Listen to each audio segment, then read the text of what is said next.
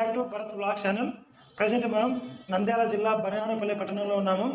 వీరబ్రహ్మేంద్ర స్వామివారు తన 12 ఏళ్ల వయసులో బనగానపల్లికి వచ్చినప్పుడు ఆయనకు ఆశ్రమం ఇచ్చినటువంటి అచ్చమాంబ గారి ఇంట్లో మనం ఉన్నాము. సో ఇక్కడే వీరబ్రహ్మేంద్ర స్వామివారు రాసినటువంటి కాలజ్ఞాన పత్రాలను 3 భాగాలను అయితే ఇక్కడ ఉన్నటువంటి చింతమాను చెట్టు కింద పూడ్చడం జరిగింది స్వామివారు. సో ఆ చింతమాను చెట్టును దాంతోపాటు ఈ అచ్చమాంబ గారి ఇంటిని కూడా మీకు చూపిస్తాను. సాధారణంగా మనము 2 గదులు లేదా 5 గదులతో ఇంటిని అయితే నిర్మించుకుంటాము. ఇక్కడ అచ్చమాంబ గారి ఇల్లు అయితే మాత్రం విచిత్రంగా 23 గదులతో నిర్మించడం జరిగింది. ప్రతి ఒక్క రూమ్లో కూడా స్వామివారికి సంబంధించిన చరిత్రను ఫోటోల రూపంలో చూపించడం జరిగింది. సో మీకైతే ఈ వీడియోని పూర్తిగా ఈ వీడియోలో స్వామివారికి సంబంధించిన సమాచారము, అచ్చమాంబ గారి ఇంటికి సంబంధించిన సమాచారం కూడా మీకు చూపిస్తాను. వీడియోని స్కిప్ చేయకుండా పూర్తిగా చూడండి. ఇంకా మన ఛానల్ని మీలో ఎవరైనా కొత్తగా చూస్తున్నట్లయితే వెంటనే సబ్స్క్రైబ్ చేసుకోండి. So let's go in to the video.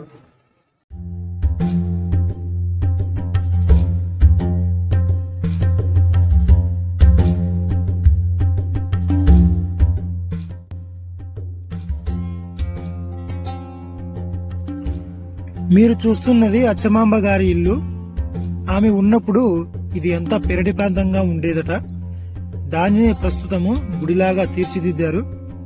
ఇక్కడ ఎంట్రీ టికెట్ కోసం 10 రూపాయలు చెల్లించాలి. బ్రహ్మం గారు రాసిన తాళపత్ర గ్రంథాలను మీరు చూస్తున్న ఈ చింత చెట్టు కింద ఒక గుంత తవ్వి వాటిని అందులో ఉంచి పైన భాగాన చింత చెట్టుని స్వయంగా బ్రహ్మం గారు నాటారని చెప్తారు. బనగానపల్లెకు ఏదైనా కీడు వాటిల్లబోయే ముందు ఈ చెట్టు నుంచి చీము రక్తం కారుతాయని కూడా చెప్తారు. ఇదే చింత చెట్టు వెనకాల భాగంలో బ్రహ్మం గారు తన 12 ఏళ్ల వయసులో ఏ విధంగా ఉండేవారో అదే విధంగా ఒక విగ్రహాన్ని ఏర్పాటు చేశారు. అక్కడే అచ్చమాంబ గారి విగ్రహం కూడా మనం చూడవచ్చు. నెక్స్ట్ అచ్చమాంబ గారి ఇంటిని మనం చూద్దాము. అచ్చమాంబ గారి ఇంటికి దారిది, లోపలికి పోదాంరా.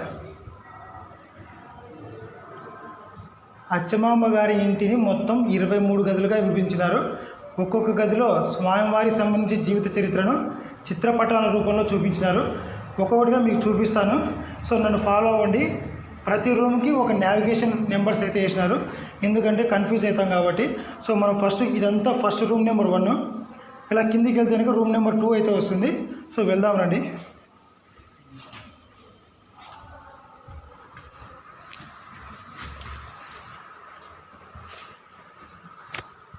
బ్రహ్మం గారి చరిత్రను రూమ్ నెంబర్ 2లో చూపించారు చిత్రపటాల రూపంలో. అంటే స్వామివారు పుట్టుకకు కారణం కూడా ఇక్కడైతే చూపించారు. ఈ విధంగా మీరు చూడాలా. ఇది ఫోటో నెంబర్ 1. ఇలా సర్కిల్ వైజ్గా వెళ్ళాలి. సో మొత్తం చూడండి ఒకసారి. తర్వాత మీకు రూమ్ నెంబర్ 3 చూపిస్తాను. ఫోటో కింద ఉన్న ఇన్ఫర్మేషన్ తెలుసుకోవాలి అంటే వీడియోని పాజ్ చేసి చదవండి, బాగా అర్థమవుతుంది.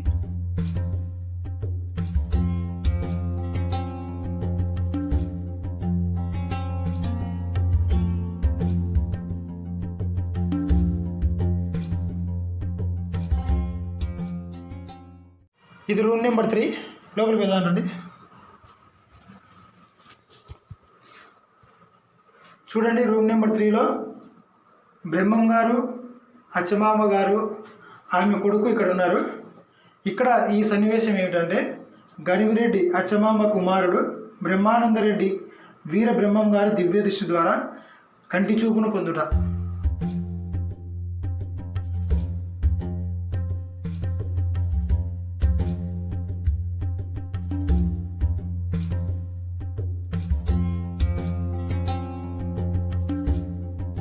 ఈ రూమ్ నెంబర్ 3లో నుంచి ఇట్లా కూడా మనం పైకి పోవచ్చు. ఇంతకుముందు ఇది దారి ఉండేది, ఇప్పటికైతే క్లోజ్ చేసినారు. ఈ నుంచి మనం 4th రూమ్లోకి వెళ్దామండి. మనం రూమ్ నెంబర్ 3 చూసిన తర్వాత ఇక్కడ చూస్తే కనుక రూమ్ నెంబర్ 4 అని అయితే నెంబరింగ్ చేశారు, కానీ ఆ రూమ్ ఎక్కడ ఉందో మాత్రం లేదు. సో ఈ నుంచి మనం 5వ నెంబర్ రూమ్ దగ్గరికి వెళ్దాం. ఇది 5వ నెంబర్ రూమ్. ఇక్కడ నుంచి వెళ్ళాలి, లోపలికి పోదామండి.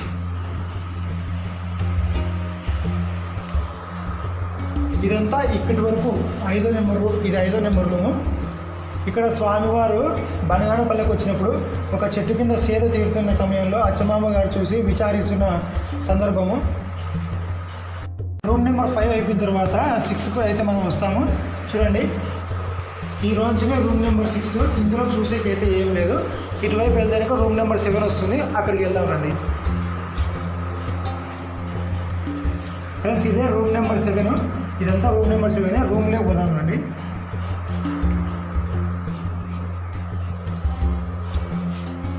ఈ రూమ్లో కొన్ని చిత్రాలను అయితే చిత్రీకరించినారు. ఇది ఏ విధంగా ఉందంటే, స్వామివారు గోపాలకుడిగా ఒప్పుకున్న తర్వాత గోవులను తీసుకొని రవ్వలకొండకు వెళ్ళే సన్నివేశం ఇది.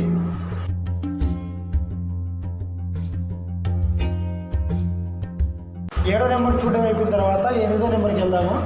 అక్కడ ఏముందో కూడా చూద్దాము ఒకసారి. చూడండి ఫ్రెండ్స్, ఇదే 8వ రూము. ఇక్కడ ఒక సన్నివేశం అయితే చూపించినారు. వీరభయ్య స్వామి కాలజ్ఞానం రాయడం కోసం తాటి చెట్టు నుంచి తాళపత్రాలను సేకరించుట. 9వ రూమ్లో బ్రహ్మం గారు రవ్వలకొండ దగ్గరికి వెళ్ళి అక్కడ ఉన్నటువంటి గృహలో కూర్చొని కాలజ్ఞానం రాస్తూ ఉంటే అచ్చమామ గారు అక్కడికి వచ్చి ఒక సైడ్కు నిలబడి చూస్తూ ఉంటారు. అదే సన్నివేశం ఇది. రూమ్ నెంబర్ 9 చూడడం అయిపోయిన తర్వాత ఇటువైపుగా వెళ్తే మనకు 10 అనేది ఉంటుంది. 10th రూమ్ ఇట్లా వెళ్ళాలి. ఇక్కడికి వెళ్తే కనుక కింద కూడా మనకు రూమ్ అయితే ఉంది, చూద్దామండి.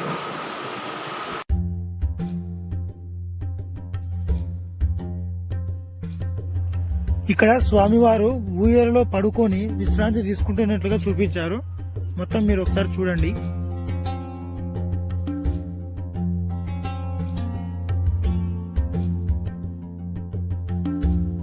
రూమ్ నెంబర్ 11 మనకు వెళ్దాము. ఇక్కడి వరకు ఇదంతా రూమ్ నెంబర్ 11. ఈ వెనకాల కనిపిస్తున్న రూమ్ అంతా రూమ్ నెంబర్ 12. దాన్ని చూద్దామండి.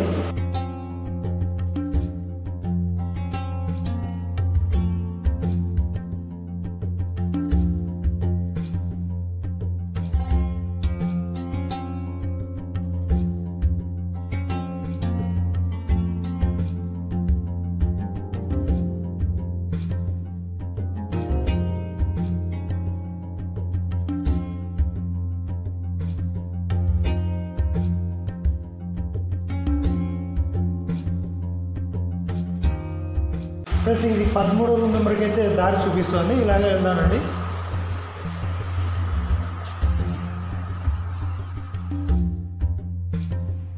ఈ రూమ్లో స్వామివారి జీవితంలో జరిగినటువంటి కొన్ని సన్నివేశాలను చూపించారు, చూడండి.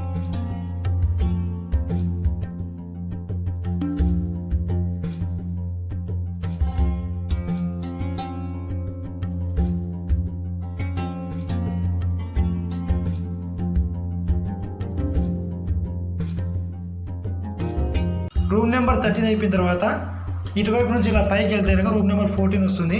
రూమ్ నెంబర్ 14లోకి వెళ్దామండి.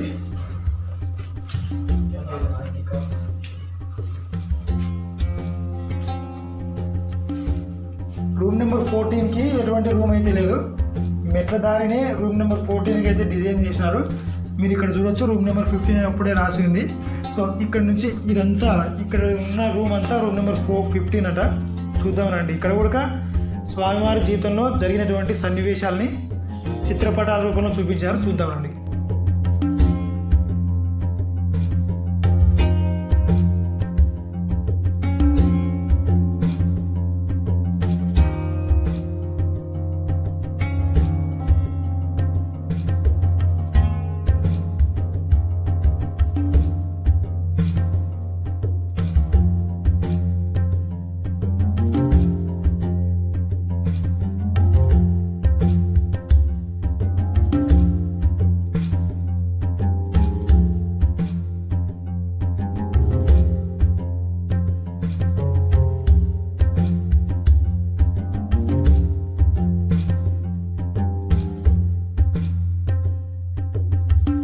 రూమ్ నెంబర్ 16 ప్లస్ మీరు చూస్తున్నది ఇదంతా ఓపెన్ ఏరియా. ఒకసారి మొత్తం చూడండి మీరు ఎలా ఉందో.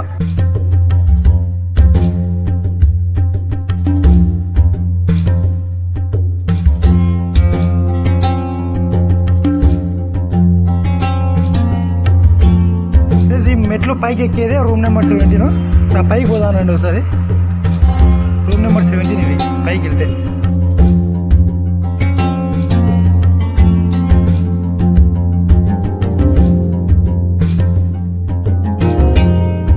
17 కూడా ఒక ఓపెన్ ఏరియానే.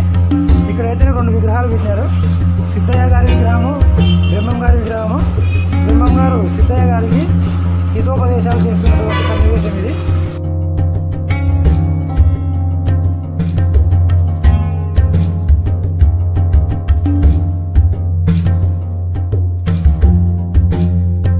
ఫ్రెండ్స్, రూమ్ నెంబర్ 17 చూడడం అయిపోయిన తర్వాత మీరు ఇటువైపు చూస్తే కనుక బ్రహ్మంగారు స్వయంగా తన చేతులతో నాటినటువంటి చింతమాను చెట్టు అయితే కనిపిస్తుంది. స్వామివారు కలియుగాంతంలో వీరభోగ వసంతరాయునిగా వచ్చినప్పుడు ఈ చింత చెట్టుకి మల్లెపూలు కాస్తాయని చెప్తారు. సో మీరైతే ఒకసారి చెట్టును మొత్తం చూడండి.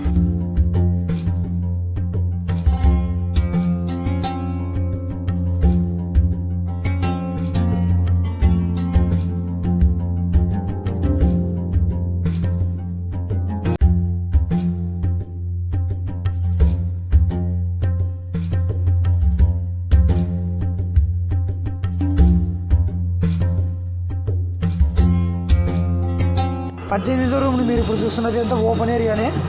బ్రహ్మం గారు అచ్చమ్మమ్మ గారికి హితోపదేశాలు చేస్తున్నటువంటి సన్నివేశం ఇది. మీరు చూడండి ఒకసారి.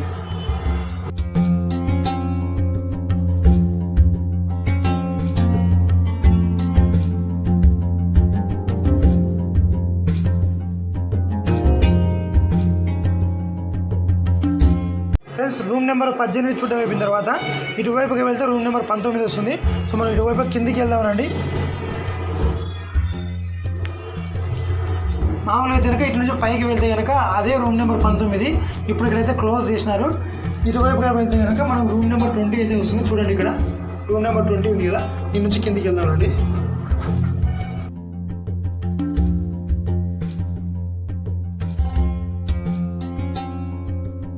రూమ్ నెంబర్ 20లో ఏం లేవు. ఇక్కడ ఇంతకు ముందు బహుశా ఫోటోలు ఉండేవి అనుకుంటే, ఇప్పుడైతే ఏం లేవు. ఇక్కడ నుంచి మనం రూమ్ నెంబర్ 21 దగ్గరికి వెళ్దాము. ఫ్రెండ్స్, ఇదే రూమ్ నెంబర్ 21. ఈ నుంచి కిందికి వెళ్దాము. ఈ మెట్లు దిగే మార్గమే రూమ్ నెంబర్ 21. ఇక్కడ 22 అని ఉంది కదా, చూడండి. ఇదంతా 22 రూమ్ నెంబరు. ఇక్కడ కూడా సన్నివేశాన్ని అయితే కొన్ని చిత్రీకరించారు. చూద్దాం రండి అవి కూడా.